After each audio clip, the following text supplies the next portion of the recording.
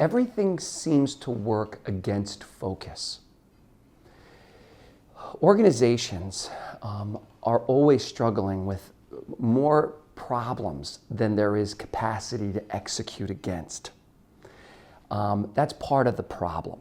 Another part of the problem is we tend to promote creative, ambitious people. And creative, ambitious people always want to do more. They can see more and they think they can do more. So that's working against focus.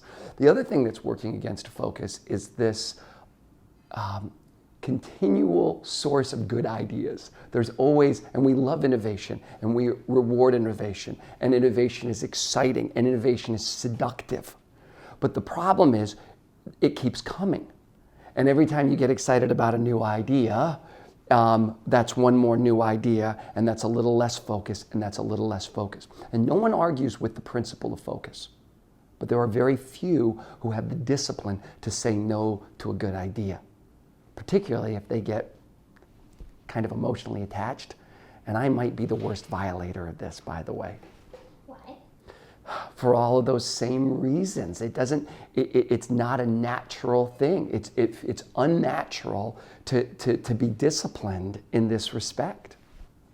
The one thing that we've found to be very helpful is to delineate between those elements of the operation that have to be sustained. These are the metrics that you typically think of around key performance indicators or health indicators. All of the metrics that have to be sustained versus the few metrics that you really want to optimize. And to start to mentally distinguish between those two things, otherwise everything gets jumbled. And then when you've identified the few things that have to be optimized, and typically those are the things that live at the intersection of really important and isn't going to happen on its own. And that's a great way to think about, okay, this is critical, it's got to happen, and our current inertia is not going to get us there. And then putting the disciplines and a sort of a special treatment against those things is one way to maintain that. Sometimes the intersection is obvious, and sometimes just by saying that, there is something that pops into mind with a person.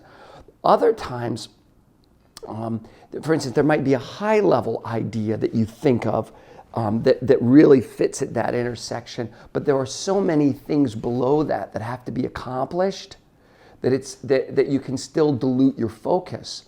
And so we really love the adage around what are the fewest battles necessary to win the war. And so sometimes once that intersection is identified, there's a propensity to throw everything at it, instead of staying narrow and saying, what are the least number or what are the fewest battles that are necessary to win that war? And that requires a mental discipline, and that requires creativity. The other thing that tends to help is to put it in the form of an actual target. We use this term X to Y by when. And we find that if you can move something out of a concept, it's very hard to execute on an idea, but that's how we communicate. We don't naturally communicate in terms of targets. And to have the discipline to not stop with an idea, but to actually say, how would we measure it? Where are we now? Where do we need to be? And by when? So put it in a starting line, a finish line, and a deadline. And that's a discipline. But but that helps clarity, and that helps keep a team focused.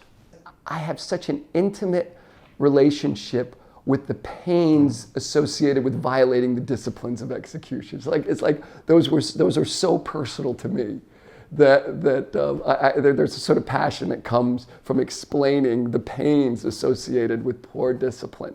But I have to tell you, I have practiced. I'm very serious about this. And although I'm not naturally the best at these disciplines, I know they pay off, and they have paid off for me.